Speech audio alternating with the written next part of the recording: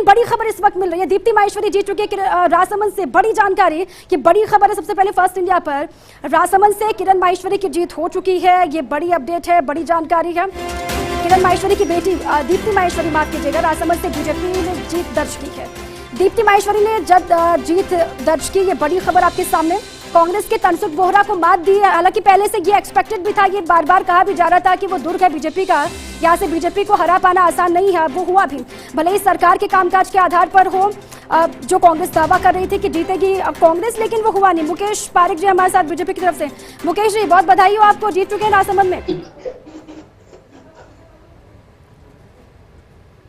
चलिए जुड़ेंगे, और बीजेपी के लिए क्योंकि ये अच्छा मौका है, 3 सीटों का दावा कर रही थी, लेकिन राजसमंद में चली गई। अच्छी खबर तो मिली शुरुआत में कि राजसमंद जो उम्मीद वो पूरी होती हुई। मनीष पारिक जी, बधाई हो सर, जीत चुके हैं राजसमंद में। Thank you Deepa, thank you very much. जो उम्मीद कर रहे थे उम्मीद के मुताबिक ही हुआ राजसमंद में। हालांकि जीत का अंतर थोड़ा सा कम रह गया, क्या इसका अफसोस है?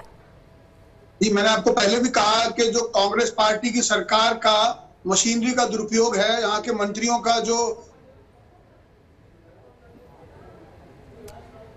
चलिए, जुड़ने की लगातार कोशिश करेंगे। रिएक्शन बहुत महत्वपूर्ण हो जाता है। मैं आपको ये कहना चाहता हूँ कि इतनी देर से जो ये बात कहे जा रहे हैं, भारतीय जनता पार्टी का चुनाव जीतना, वो ये तो जरूरी है, लेकिन ये जो अभी इन्होंने बात करी है कि अब मेघवाल जी के लड़के को टिकट देके और अब कह रहे हैं कि हमने कोविड में अच्छी तरह काम किया, 5 लाख का बीमा अच्छा करा दिया, ये गंगा नहाने की कोशिश कर रहे हैं।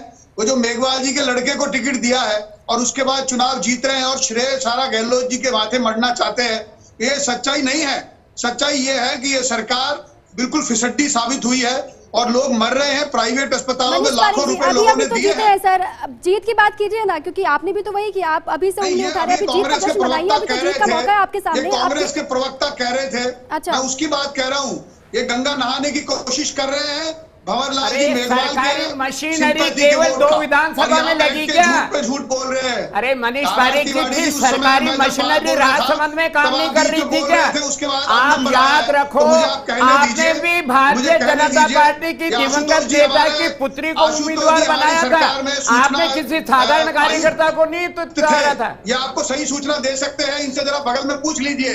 ये मैं इसलिए कह रहा हूं कि आपके पास में हमारी सरकार के सूचना आयुक्त बैठे हुए हैं। ठीक है, मनीष पारिक जी, जब जीतेंगे आरव तिवारी उनसे पूछूंगी, लेकिन अभी जीते आप हैं। आपसे मेरा सवाल ये है कि राजसमंद में आप जीत गए, मान लिया, लेकिन सहाड़ा सुजानगढ़ में क्या हुआ? आप तो बार बार ये आरोप लगा रहे हैं कि वहाँ पर उन्होंने वही सिंपैथी कार्ड खेला। आपने भी तो राजसमंद में वही किया, किसी और को क्यों नहीं मैदान में उतारा? फिर मनीष जी, ये बात तो आप कहिए। चलिए, ये बड़ी जानकारी बहुत मिल रही है कि सारा से गायत्री त्रिवेदी की जीत हो चुकी है, ये बड़ी खबर।